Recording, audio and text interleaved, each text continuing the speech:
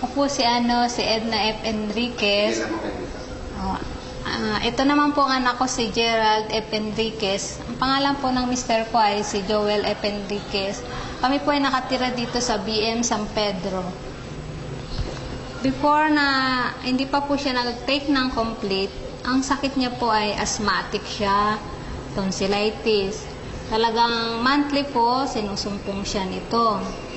Pag talagang sobrang atake ng asthma niya, gumagamit po kami ng nebulizer. Kasi dumadayon siya na hirap siya talaga. Nung tinake niya to, talagang may pagbabago po.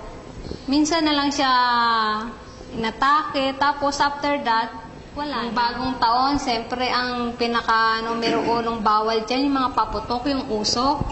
Ay naku, talagang napagod akong kakasaway sa kanya. Sabi nga ng kapatid ko, ay naku, irami mo na yung nebulizer mo, mamaya sumpungin na yan ng asma niya. Dahil umiikot siya sa mga usok, sa mga paputok, hindi siya mapigilan kasi nga bata eh. Pero sa awa po ng Diyos, hindi siya sinumpong. Ayun po, pinapayo po sa kanila, subukan nila incomplete dahil po kami, nasubukan namin, talagang naano ko na hindi na siya sinumpong ng ano niya, ng asthma niya. Tsaka tonsillitis. Magaling po talagang siya. Malaking kaginawahan, bukod sa pakiramdam niya, pati mga pinansyal. Kasi, siyempre, pag nagkakasakit siya, kasama na rin niya ang pinansyal doon. Yan po siya, tsaka masiglaan. Naku, super kulit lang. Si Mrs. Hilda Macmacarbonil, 53 years old. So, hindi ko po alam na may sakit po akong hypertension. Noong January 6, 2009, nakagising na lang po ako na bulol na ako. Yun pala ay isang stroke na. So, sumuod kami kaagad ng provincial hospital at papalit-palit ang gamot sa akin hanggang sa gabi, nawala na ako ng malay. Nung nawalan ako ng malay, hindi ko na alam na ang akala ko, patay na ako talaga kasi naglakbay na ako sa ulap na puti. Ang kwento ng mga nurse sa akin na parang wala na akong pag-asa nung gabi.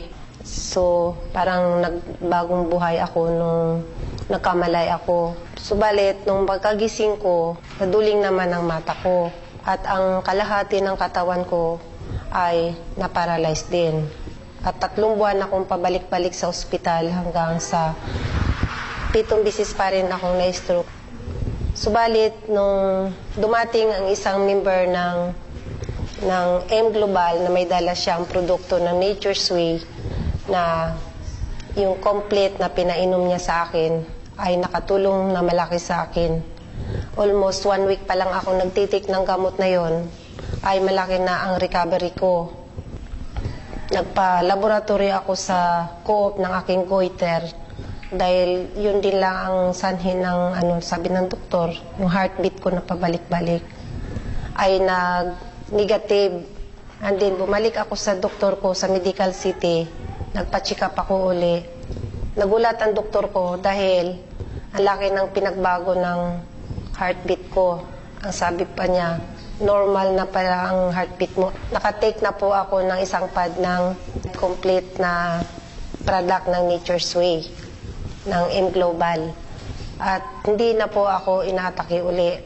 At maraming salamat sa Nature's Way product ng M Global na nakatulong. At sana Si Girlie Antipala, isang complete user since 2008. Ako po ay may karamdaman, cyst sa aking ovary po. Nalaman ko nagkakaroon ako ng sakit na cyst sa aking ovary. 2 beses akong check-up, nagpa-ultrasound. At yun, nakitaan ako ng isang malaking bukol dito po sa aking ovary. Ang nararamdaman ko po noon, sobrang sakit, kirot, hindi ako makapagsuot ng pantalon, hindi ako makaupo ng maayos, kasi nasasaktan ako.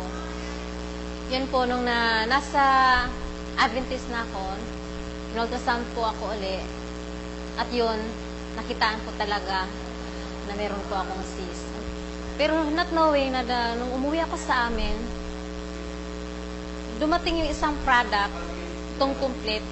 At yun nga, sabi, malaking tulong daw ito para sa akin.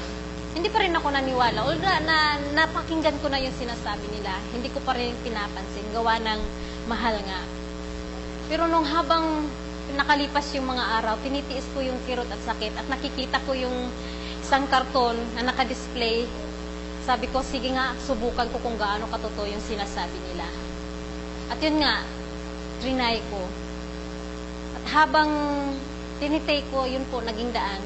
Nararamdaman naman ko, unti-unti akong gumagaling. At salamat po sa Panginoon, naging daan itong complete.